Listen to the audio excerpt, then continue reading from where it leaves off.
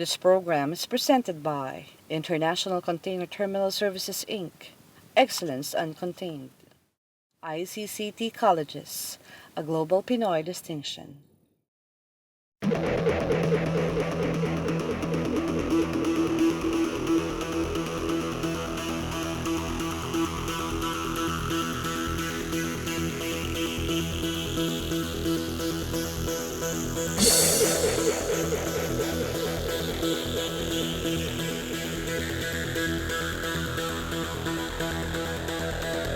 Welcome to Business and Beyond. We now move to a discussion of one of the items in the 10-point economic agenda, that of increasing competitiveness and investments along with the development of micro, small, and medium enterprises. Indeed, there is optimism and momentum coming from the directive of the President to cut red tape and the economic team's commitment to create an inclusive economy. On the lighter side, you're in for a good treat as we bring you some countryside dishes and sights.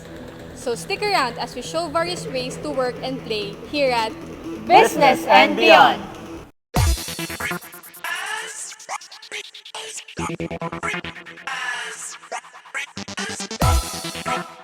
Finance Secretary Carlos Dominguez said he is against the proposal to raise the value-added tax or VAT from 12% to 14% in response to the potential loss of revenues from President Rodrigo Duterte's SONA promise to bring down the corporate and income taxes. The secretary says the department will be able to double the VAT collection by being more efficient. Philippine corporate and income taxes are among the highest in the ASEAN region. The government is working to provide more financing options for the micro, small, and medium enterprises or MSMEs to make them more competitive both in the local and global markets. DTI Undersecretary Nora Tirado vowed the full and faithful implementation of the Magna Carta for MSMEs, especially the mandatory allocation of credit resources to target beneficiaries of the law. This statement was made during the recent general membership meeting at the Philippine Exporters Confederation. Philippine exporters of processed food, cosmetics, and health products are soon likely to experience a shorter waiting period for receiving their license to operate or LTO and Certificate of Product Registration or CPR from the Food and Drug Administration or FDA. There is now a formal recommendation to establish a tie-up between FDA and negosyo centers to fast-track the processing of the two required documents, said the Executive Director Sinan Perlada of the Export Marketing Bureau or EMB, an agency under the DTI.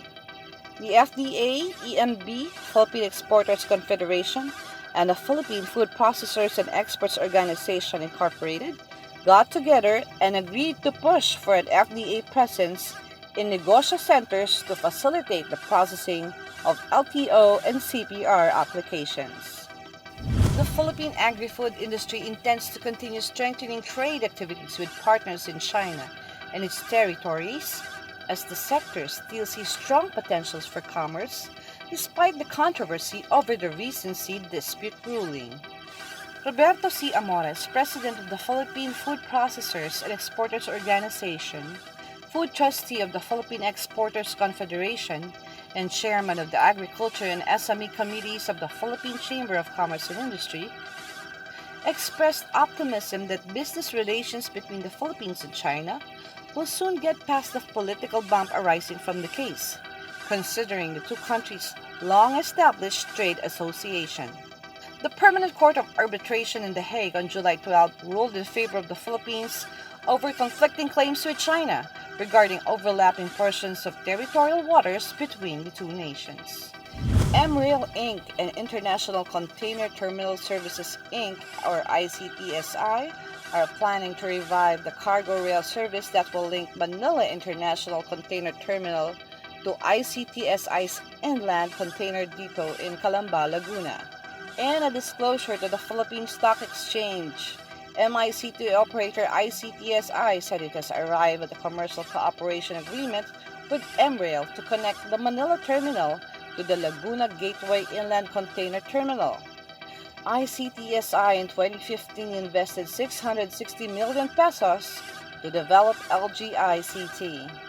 MRail President and Chief Executive Officer Ferdinand Inakay said the rail project comes with a 10 billion cost. It involves rehabilitating Philippine National Railway tracks from Tutuban to the Port of Manila and constructing the stabling yard in Calamba for the container trains.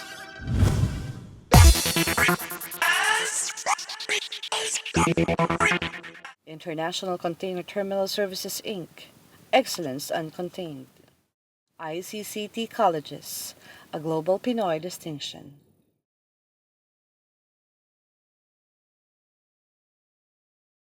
International Container Terminal Services Inc. Excellence Uncontained. ICCT Colleges, a global Pinoy distinction.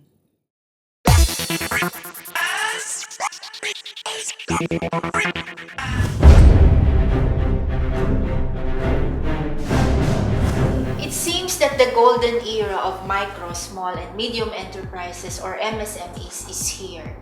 The initial pronouncements of the Secretary of the Department of Trade and Industry on MSME programs and projects strengthened the thrust to make MSMEs more competitive and sustainable.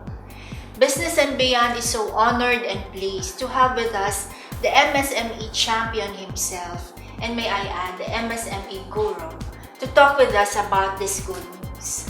Please welcome the Secretary of the Department of Trade and Industry, Secretary Ramon M. Lopez. Sir, you have been in this advocacy all your professional life for industry, for MSMEs. What will be the major difference now that you are the Secretary of the Department of Trade and Industry? It may be a good chance for us to give an extra push on MSME development. DTI has been promoting MSME development mainly through the creation of negosyo centers. Negosyo centers are one-stop shop centers to be established in eventually all cities and municipalities around the country. So that would be more than 1,700. This is part of the Go Negosyo Act, meaning this will involve training, mentorship for aspiring and even existing micro and small entrepreneurs. This can also facilitate the registration of their businesses. Moving also into DTI, we can give more effort in providing mentorship.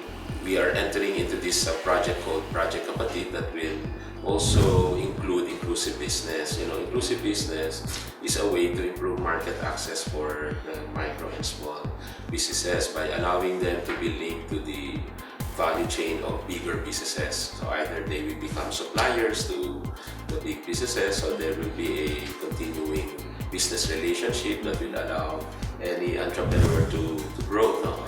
So inclusive business is one. We want to improve market access for entrepreneurs, so we are tying up with commercial centers that can provide a high foot traffic space in their areas. Free space, time-bound para to allow the others a next batch of qualified products. Is DTI pushing for higher budget in the coming years, specifically for marketing and specifically for export? So after discussing micro SME, there are those who will graduate to becoming medium-sized, who would probably be prepared and able to export now their products. So pagka ganun, they need a different kind of support. And you're correct, it might be in the area of trade marketing, trade promotion, especially in international trade fairs, which we know are commanding very high participation fee. Just like in other countries, minsan the trade participation fee would be subsidized, or there will be assistance from government. So we shall do so also, and that's the reason why we ask for a bigger budget. The law on the Magna Carta for micro, small, and medium enterprise is faulty. In fact, it's the IRR concern na medyo deficient.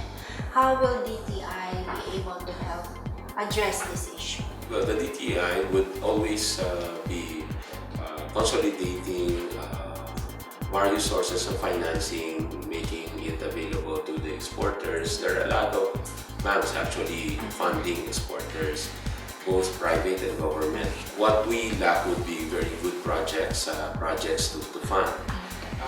So we need viable export project proposals. Funds will be there. Also, we're strengthening the guarantee system that can facilitate also access to financing. Sir, what can these councils expect from you during your term? I'll be convening more of these Good. councils, meetings, especially the MSMED Council. And then, of course, the Export Development Council and the Industry Development Council. But if we link all these councils, actually the common goal is, as we push for exports, we have to make sure that we have the domestic production capacity, to do and produce the products that will be needed for exports. Sir, as a concluding message, DTI kasi has so many constituents. You have consumers, you have importers, you have exporters, manufacturers. Sometimes nagko-conflict yung interest mo, so you have to balance.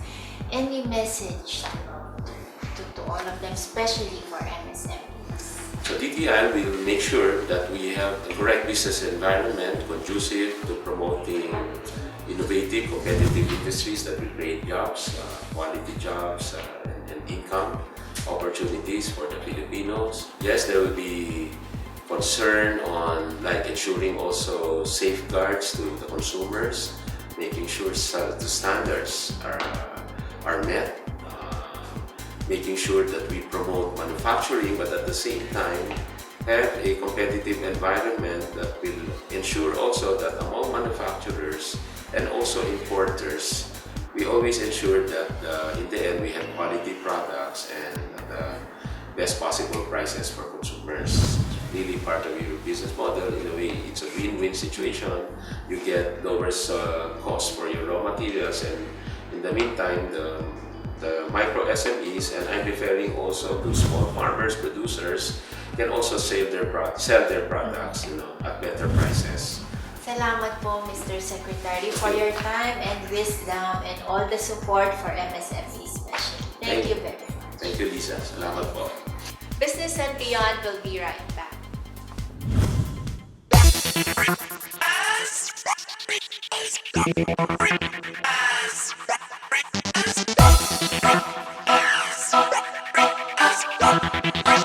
International Container Terminal Services, Inc. Excellence Uncontained. ICCT Colleges, a global Pinoy distinction.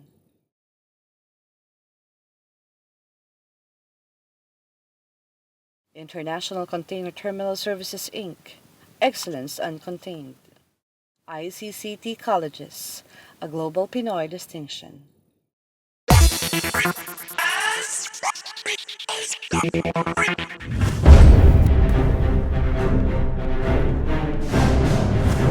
This is Talking Business of Business and Beyond.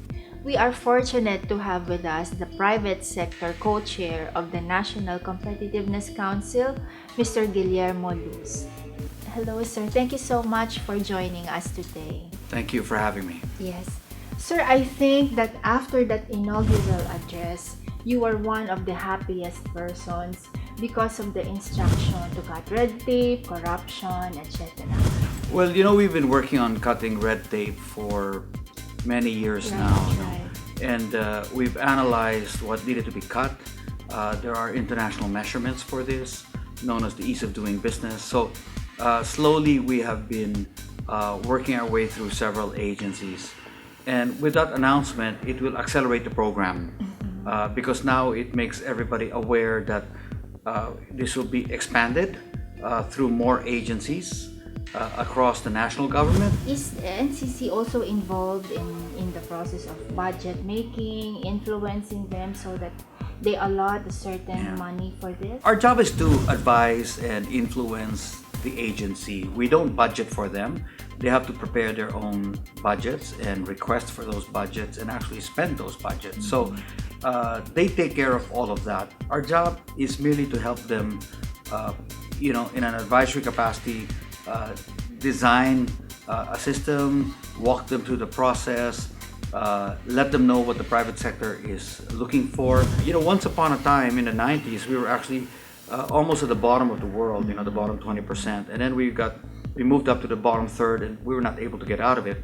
And today we've been able to, in 5 years, sort of leapfrog by anywhere from 38 to 45 countries. So that's a big improvement. It is. And I think that helps hopefully attract more investments. But when you're in the bottom third, that's still, in my mind, not good enough. If we can talk of models in terms of the national government and then the local government, can you name a few? When I take a look at, I'm not sure I can take a model as a full government model. So let's take maybe some functions. No? We should learn examples from different places of how they manage things. In disaster resilience, there are countries that are very good at what they do in resilience and response. Japan is a good example. Maybe let's not look at entire countries or even entire cities. Let's take a look at sector by sector, function by function. What can we learn that's best practice or really good practice around the world? Adopt it, see what we can put together here in the Philippines. After 6 years, where do you want to see the Philippines? We should move up into the top 20% of the world.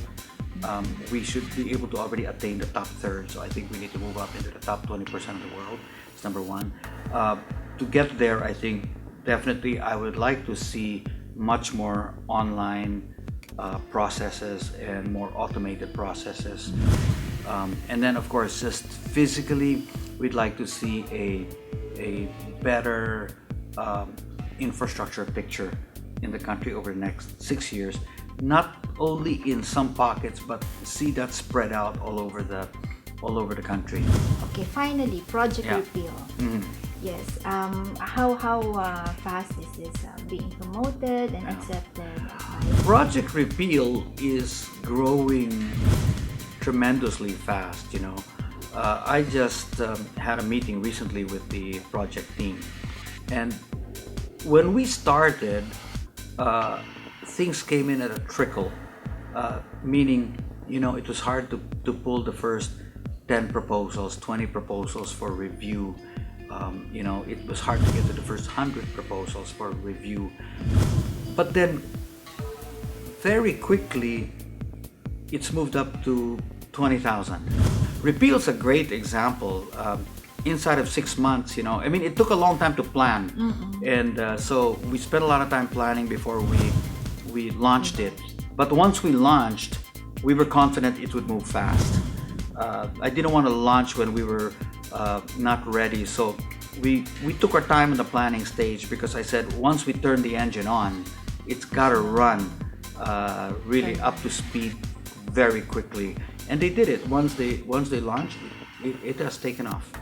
It is obviously another very busy term for you, sir. Good luck. And again, thank you for joining us. We'll see you again next time. Thank you. Thank you very much. We'll be right back. Don't go away.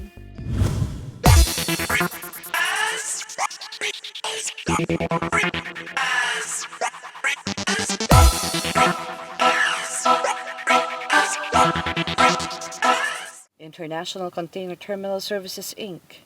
Excellence Uncontained. ICCT Colleges, a global Pinoy distinction.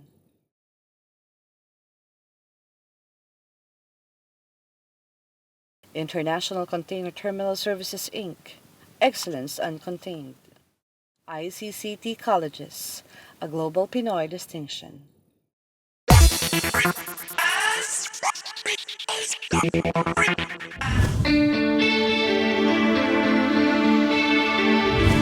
We rediscovered the handicrafts industry nearly half a century after there was Vietnam, Indonesia, Malaysia, and other competitors. To share this story with us is a very active industry leader, the president of the Philippine Homestyle and Holiday Decors Association, Dr. Romeo Valderrama. Doc June, thank you for joining us here at Business and Beyond. How is the industry now, no? After the influx of goods from During the countries? 1980s and 1990s, yun yung glory days ng Philippine exports. That was before China came in. Noon, when you go to Ambiente in Frankfurt, pila-pila yon, hindi nakaka-lunch ang mga Filipino exporters. Pila. Pero when the Chinese came in with their very cheap priced products, yun, dahan-dahan ang bumaba ang exports ng Philippines on handicraft. So what is the industry doing now? Are you trying to revive it to that level again? We were trying pero mahirap. So ngayon, ang focus ng Filipino exporters is the domestic market. So we try to penetrate also the usual US and European market or the global market. Pero after nga of the financial crisis, so parang we look inside our own community. So parang dinidevelop din ang domestic kasi malaki pala siya. So paano na yung export? We still go on marketing our products sa Europe, sa Ambiente, and then sa ating Manila Paint twice a year. Then usually the buyers talagang bibili ng Filipino products, they come here regularly. How would you describe the evolution now of the products from the baskets, yung native indigenous fibers na Ang ginagamit panlaban mo? natin ngayon sa export ay something that is natural and mixed media. So hindi na yung pwede yung basic na one material, kayang-kayang gawin yan in China, in machine, and in volume. So dapat ang ating strategy is to do something that cannot be done by China. So yun yan, mixed media.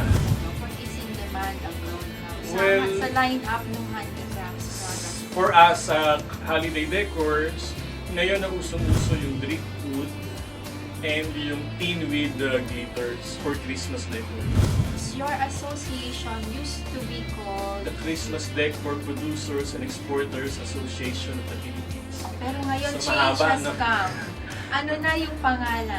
Ngayon ay Philippine Home Style and Holiday Decor Association. Kasi nga, noon kasi almost puro Christmas decors. So may mga nag-diversify since hindi na lang business. So others went into housewares and small furnishings. Okay, so good luck, Doc June, and again, thank you for joining. Thank you very much also for having me. Thank you. We'll be right back. So Charles, kwentuhan mo naman kami sa uniform business mo. So maganda naman siya talang negosyo lalo na yung huling national election. Madaming candidates ang nagpagawa sa atin ng mga t-shirt. And ngayon, ang kinikater natin is mga school uniform, company uniform. At sa darating na December, mga commercial shirts naman. That's good to hear. Ikaw naman, Chantal, kamusta ang business mo? So I just started a video production. I usually cover mga corporate events, pwede rin birthdays, weddings, debut, mga ganun. So okay naman siya so far. Pero alam mo, Charles, sa biyahe natin dito sa show natin, marami tayong mga businesses na nakikita na pasok sa R&R segment natin. Let's take a look.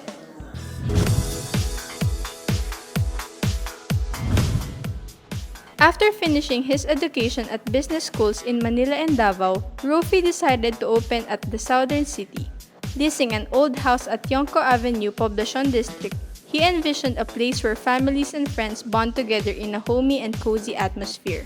Itong restaurant is parang lumang bahay, para maiba siya compared to other restaurants because ang uso ngayon is minimalist and mga modern restaurants. Yung menu namin is mostly Asian cuisine kami. Indeed, Rufi's signature dishes are truly mouth-watering, from his appetizers and soups, main dishes, and desserts. Of course, the most famous of them all are his version of char-broiled chicken. Oven bake siya using uling or the charcoal, pero enclosed yung oven. Parang pizza way of cooking siya. What sets Rufi's apart from other restaurants is their personalized service. Mostly ang functions namin is like birthday, baptismal, anniversary, simple wedding. Coming here makes you feel like visiting your family or relations. And you get all these treats at the price that is light in the pocket. Sa quality ng food and then yung price namin po. Please visit Rufi's Chicken. We are located at Yonko Street, Corner B, Mapa. And you can contact us through 282-4138.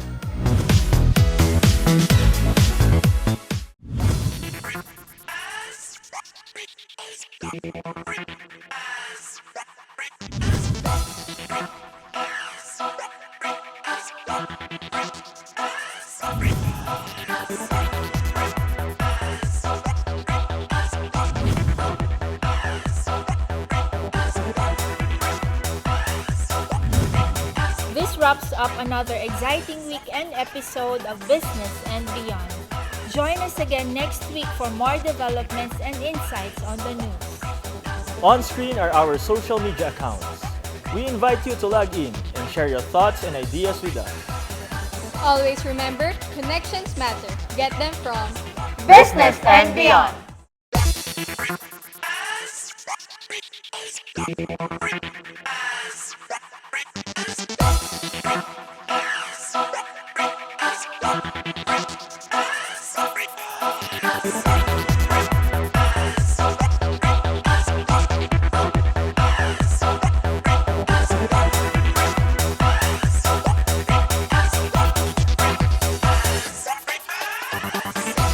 This program was presented by International Container Terminal Services Inc., Excellence Uncontained, ICCT Colleges, a global Pinoy distinction.